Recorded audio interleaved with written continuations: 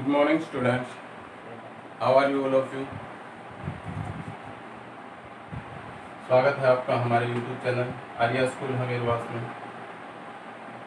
एक बार फिर से मैं फिरोज खान इसी टॉपिक के साथ आगे बढ़ते हुए लेके चलता हूँ आपको वॉइस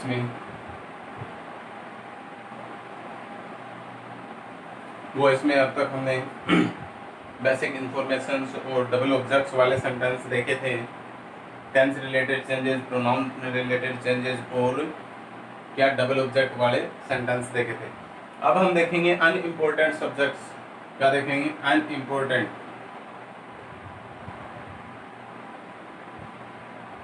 अनइम्पोर्टेंट सब्जेक्ट्स वाले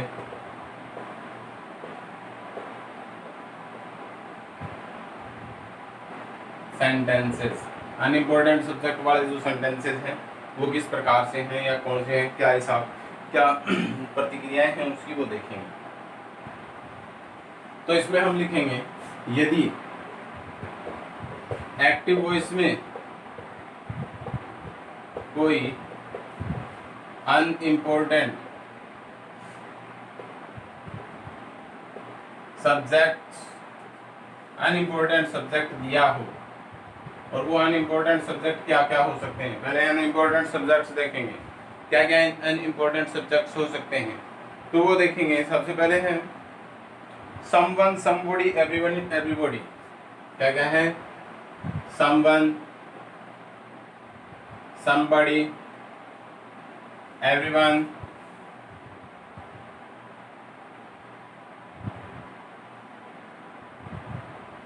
एवरीबॉडी। क्या क्या लिखा आपने? Someone, somebody, everyone, everybody, no one, nobody, people, no one, nobody, people, police, doctor। क्या है? nobody, police, doctor, they, all of them, they, all of them,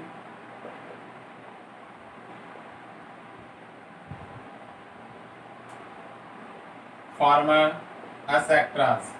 यानी यदि एक्टिव वॉइस में कोई अनइम्पोर्टेंट सब्जेक्ट जैसे क्या क्या है? Someone, somebody, everyone, everybody, no one, nobody, people, police, doctor, they, all of them, farmer, एसेक्टास अगर दिए गए हों तो पैसिव में हम क्या करेंगे? पैसिव में क्या करेंगे? दिए गए हों तो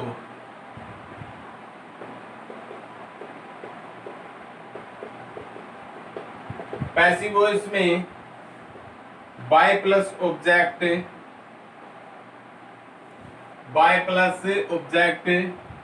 नहीं लिखा जाएगा, नहीं लिखा जाएगा। क्या नहीं लिखा जाएगा? By plus object. यानी जो एक्टिव वॉइस के सब्जेक्ट में अनइम्पोर्टेंट सब्जेक्ट अगर कोई दिया गया है तो उसको हम पैसिव में ऑब्जेक्ट नहीं बढ़ाएंगे। इनडायरेक्टली ये क्या कह रहा है कि ये जो कुछ वर्ड्स दिए गए हैं, जो वर्ड्स क्या क्या हैं? Someone, somebody, everyone, everybody, no one, nobody, people, police, doctor, they, all of them, farmer। ये सभी वर्ड्स अगर दिए गए हैं तो उसको हम पैसिव में ऑब्जेक्ट के रूप में डिफाइन नहीं करेंगे, और जब ऑब्जेक्ट नहीं लिखेंगे तो उसके साथ बाय का प्रयोग भी नहीं करेंगे। तो एग्जाम्पल लिखेंगे, एक दो एग्जाम्पल देखेंगे किस प्रकार।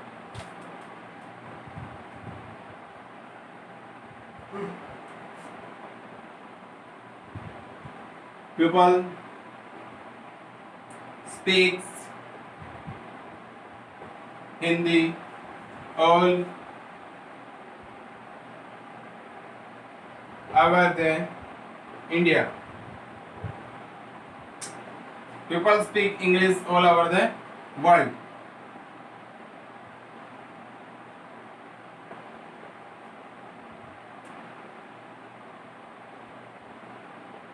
ये लोग हैं वो पूरे संसार में या अंग्रेजी है वो लोगों द्वारा अंग्रेजी है वो क्या की जाती है पूरे संसार में बोली जाती है।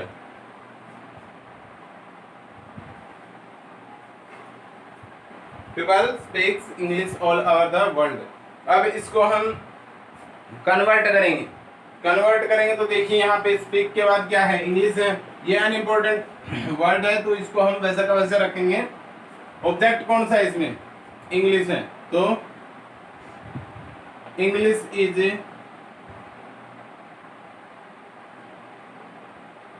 Spoken all over the world by people करने की कोई आवश्यकता नहीं है क्योंकि ये अन इम्पोर्टेंट सब्जेक्ट है। बाय पीपल करने की आवश्यकता क्यों नहीं है, क्योंकि ये अन इम्पोर्टेंट सब्जेक्ट है। अन इम्पोर्टेंट सब्जेक्ट्स के साथ हम क्या नहीं करते, यूज नहीं करते, बाय प्लस ऑब्जेक्ट का यूज नहीं करते। कब, पैसिव बनाते समय। एक्टिव वॉइस में हमारे पास सेंटेंस क्या था, एक्टिव वॉइस में सेंटेंस था people speaks English all over the world. अब चूंकि हमें बताया गया है कि पीपल वर्ड अगर यूज किया गया हो किसी भी सेंटेंस में तो हम उसका क्या नहीं बनाएंगे, पैसिव में, पैसिव वॉइस में उसका बाय प्लस ऑब्जेक्ट नहीं लिखेंगे। दिया गया है बाय प्लस ऑब्जेक्ट। एक बार दोबारा इस मोशन को पढ़ें कि ऊपर जो आपको एक पैराग्राफ बताया गया है इसमें क्या दिया गया है कि यदि एक्टिव वॉइस में कोई अनइम्पोर्टेंट सब्जेक्ट होता है, किसमें, एक्टिव वॉइस में यदि कोई अनइम्पोर्टेंट सब्जेक्ट होता है, अनइम्पोर्टेंट सब्जेक्ट जैसे someone, somebody, no one, nobody, everyone, everybody, people, police, doctor, they, all of them, former, et cetera. अगर ये वर्ड दिए गए हैं तो पैसिव बनाते समय, क्या बनाते समय, पैसिव में चेंज करते समय हम क्या करेंगे, जो सब्जेक्ट है एक्टिव वॉइस का उसको ऑब्जेक्ट में, पैसिव वॉइस में ऑब्जेक्ट के रूप में नहीं लिखेंगे, मतलब बाय प्लस ऑब्जेक्ट के रूप में नहीं लिखेंगे। ठीक है, एज एग्जांपल आपके सामने रखा गया है people speaks English all over the world, तो हमने इसको चेंज किया, English is spoken all over the world. ये पीपल को हमने क्या नहीं बनाया, ऑब्जेक्ट नहीं बनाया। Is that clear? एक एग्जांपल और देखेंगे। The police were chasing the thief. Active voice में है the police were chasing the thief. The police were chasing the thief. Police किसका पीछा कर रही है, बताइए, चोर का पीछा कर रही है। तो इसको हम बनाएंगे, चेंज करेंगे, द थीफ वॉज वर आया तो यहाँ पे सिंगुलर नाउन है तो यहाँ पे क्या आ जाएगा, वॉज बीइंग। क्यों बीइंग क्यों लगाया, पता है आपको?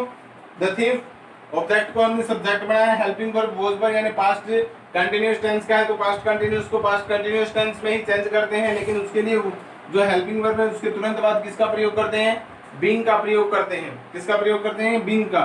तो the thief was being chased,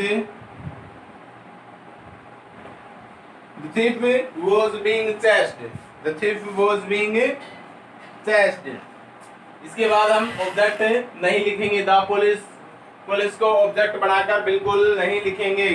किसको ऑब्जेक्ट बनाकर नहीं लिखेंगे, पुलिस को ऑब्जेक्ट बनाकर नहीं लिखेंगे क्योंकि ये अनइम्पोर्टेंट सब्जेक्ट्स के अंदर आते हैं। आई थिंक आप लोगों को समझ में आया होगा। एक दो एग्जांपल देता हूं मैं आपको, वो आपको करने हैं अभी। एक्टिव सेंटेंस बनाओ, एक्टिव सेंटेंस लिखूंगा, आपको पैसिव बनाने हैं। No one will support you.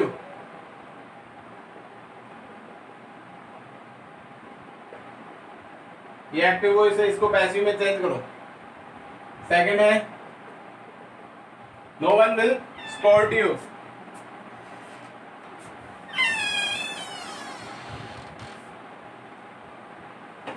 Support SUPPORT support you. Second sentence देखेंगे,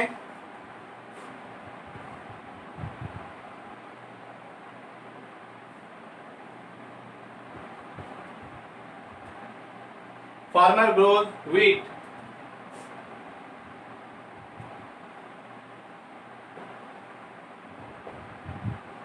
एक बार आप सेंटेंस दूसरा करेंगे यहाँ पे, क्योंकि नो वन वाला आपको मैंने अभी एग्जांपल नहीं बताया, इसमें एक नोट डलवा के दिखाऊंगा, उसके बाद नो वन वाला करोगे आप।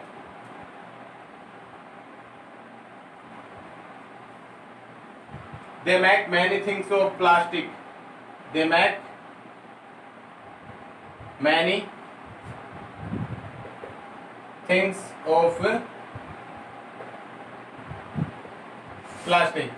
ये दो सेंटेंस है, आपके पास 40 सेकेंड्स हैं, 20 सेकेंड्स पर सेंटेंस के लिए 40 second, after 40 seconds I will give you answer. तो काउंटडाउन स्टार्ट हो गया है, आप अपने क्वेश्चन का दोनों जो सेंटेंस है उसका पैसिव बनाइए।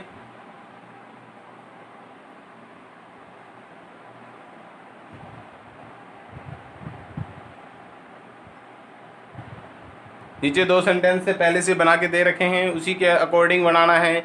अब आपको ये देखना है कि हमने नीचे में क्या मोशन, इसके पहले अनइम्पोर्टेंट सब्जेक्ट्स के बारे में क्या पढ़ा है क्या नहीं है, इसमें अनइम्पोर्टेंट सब्जेक्ट है या नहीं है, वो देखते हुए इन दोनों क्वेश्चंस का आंसर करना है आपको।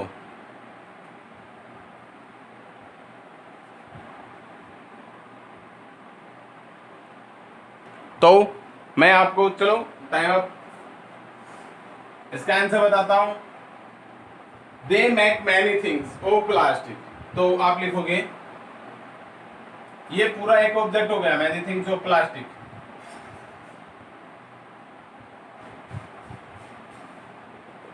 Anything of plastic is made. Anything of plastic is made. क्या लिखना है? Many things, sorry many things आ गया ना, तो यहाँ पे helping verb are. Many things of plastic are made. Many things of plastics are made.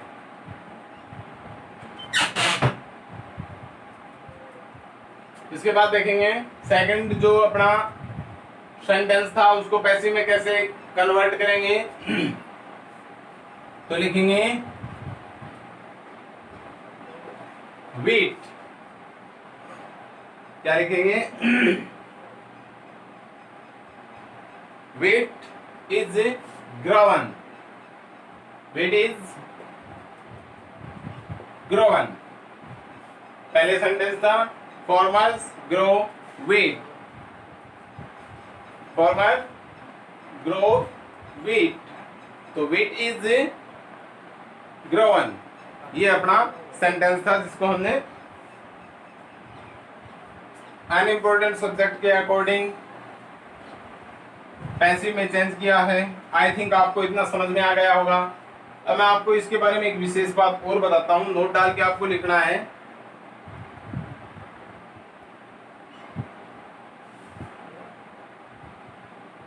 अब जब हमारे पास सब्जेक्ट में नो बॉडी, नोट लिखोगे,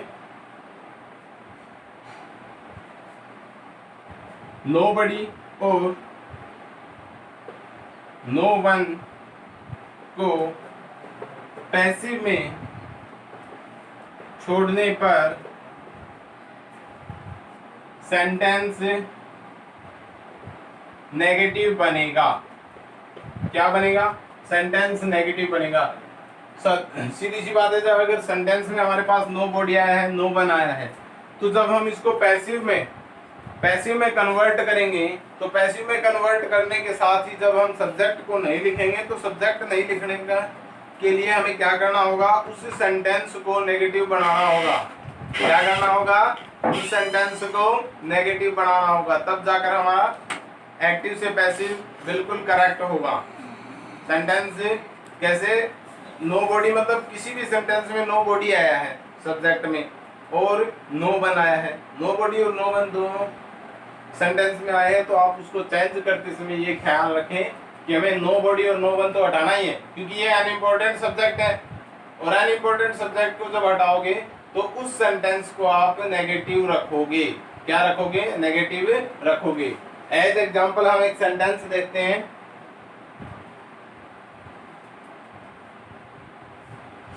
Nobody can mend this plastic table.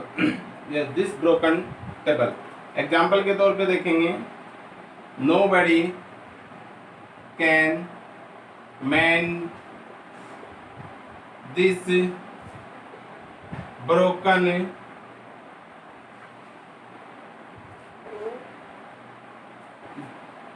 nobody can mend this broken table. Nobody can mend this broken table. तो इसको जब हम sentence में लिखेंगे तो किस प्रकार से इसको चेंज करेंगे, देखिए सब्जेक्ट बनाया, this broken table can be this broken table can not be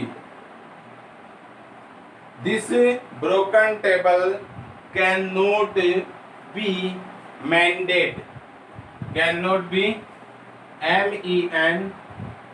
MENDED mended. Nobody can mend this broken table, तो इसको हमने चेंज कैसे किया, this broken table can not be mended, मतलब इस सेंटेंस को क्या बना दिया, नेगेटिव सेंटेंस में बना दिया। पैसिव एक्टिव का पैसिव बनाते समय अगर सब्जेक्ट में नोबडी और नो वन हो तो सेंटेंस को हमें नेगेटिव बना देना है। कैसे बना देना है, नेगेटिव सेंटेंस बना देना है। Is that clear? चलो एक एग्जांपल और बता देता हूं साथ साथ में आपको। No one will support you, no one will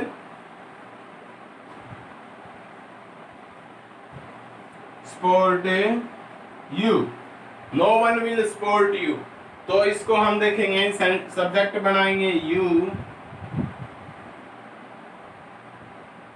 अब यहां पे हम क्या करेंगे, you will not be supported, you will not be supported. ये इससे अनइम्पोर्टेंट सब्जेक्ट्स के दोनों मोशंस क्लियर हो चुके हैं, यानी इसके अलावा इसमें अनइम्पोर्टेंट सब्जेक्ट में कुछ विशेष नहीं है।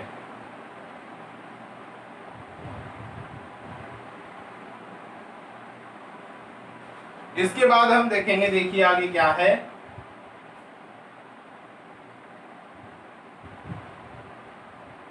इन्फिनिटिव वर्ब वाले वाक्यों का पैसिव बनाना। इसके बाद क्या करेंगे, इन्फिनिटिव वर्ब वाले वाक्यों का क्या बनाना, पैसिव बनाना। ठीक है, या यूं कहें टू प्लस वर्ब की फर्स्ट फॉर्म के साथ क्या लिखेंगे, इन्फिनिटिव वाले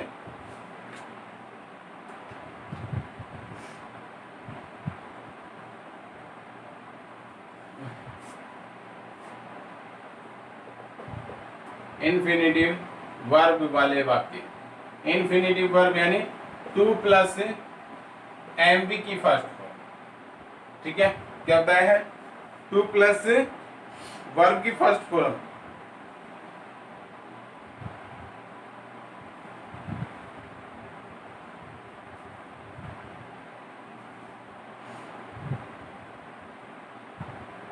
टू प्लस क्या होता है, वर्ब की फर्स्ट फॉर्म।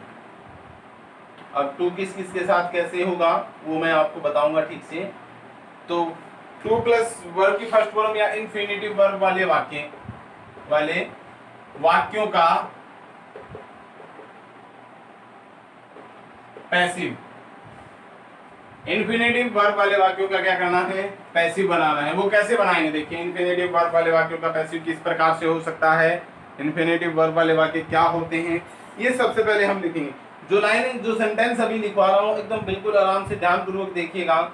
यदि एक्टिव वॉइस में क्या लिखा है, यदि एक्टिव वॉइस में is am are has have, ठीक है, वॉज वर हैड, क्या क्या लिखा है, is am are has have was, were, had,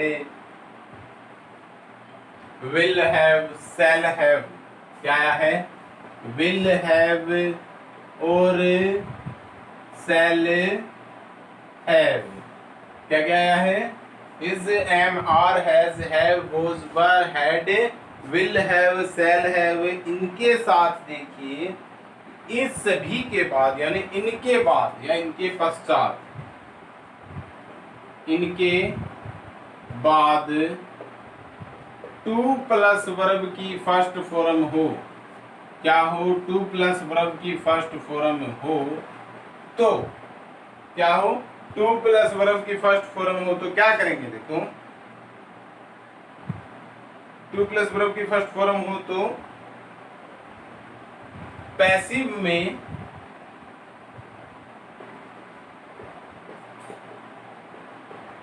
निम्न रूप से चेंज करेंगे।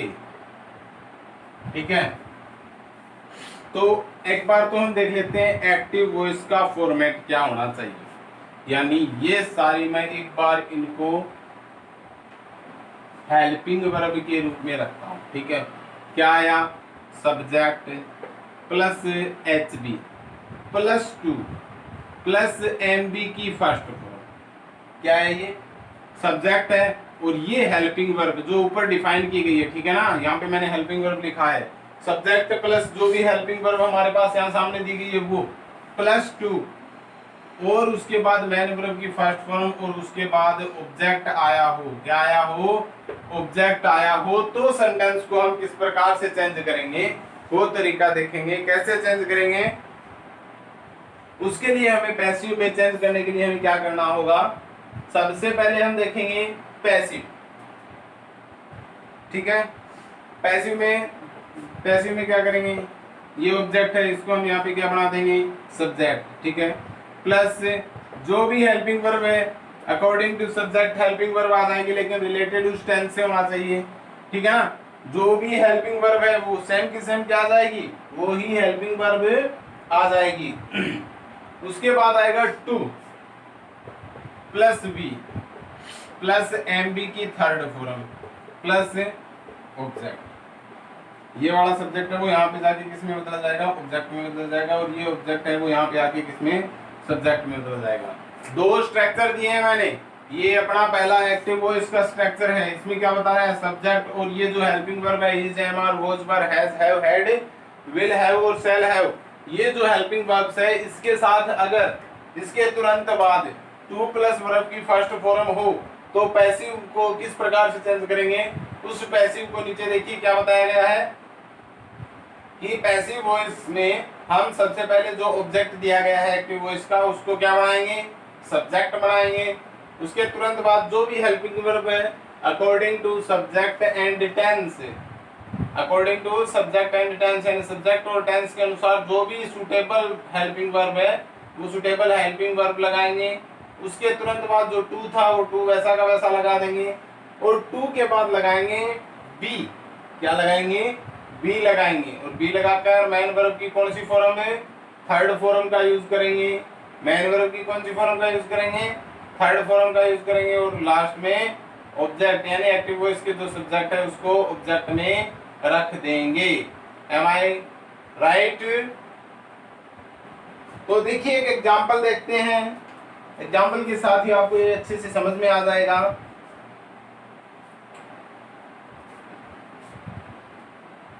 Sonu has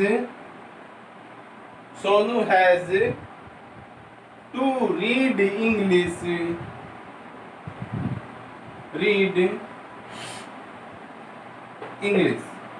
Sonu has to read English. अब देखेंगे इसको चेंज करेंगे। सब्जेक्ट है English has to be read by Sonu, English has to be read by Sonu. Sentence अपना क्या था? Sonu has to read English, Sonu has to read English. तो इसको हमने चेंज कैसे किया, इंग्लिश से has to be read by Sonu. समझ में आया?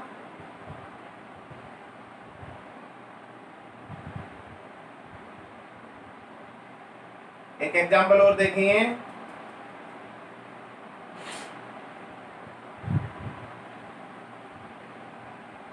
He is to help her. He is to help her. He is to help her. दूसरा एग्जांपल है He is to help her. तो सबसे पहले क्या देखेंगे, C is to be helped by him. He is to help him, her. He is to help her को क्या किया, her के her जो ऑब्जेक्ट था उसको क्या बना दिया, सब्जेक्ट बना दिया। C is का is आ गया to be helped by him. C is to be helped by him. Is that clear? चलो मैं आपको दो क्वेश्चन दे देता हूँ। वो दो क्वेश्चन का आंसर आप नेक्स्ट वीडियो में दोगे मुझे। We had to admit him to hospital. We had to admit him to hospital.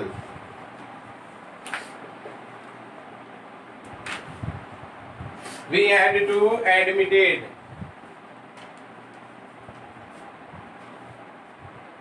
एक और देखेंगे,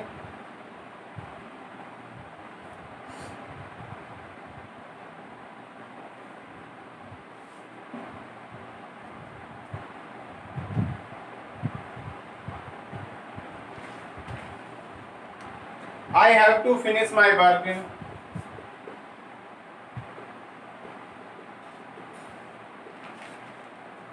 I have to finish my work. I have to finish my work. इसके साथ टाइम और लगा देते हैं, in an hour. In an hour. ये दो सेंटेंस है, वो आपको ये दो सेंटेंस आपको करने हैं और इसका जवाब मैं आपको नेक्स्ट वीडियो में दूंगा। आई थिंक आज के लिए इतना काफ़ी होगा।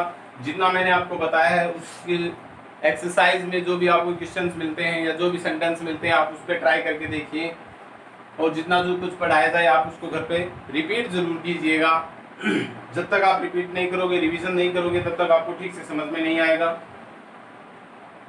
अब के लिए सभी से goodbye all of you.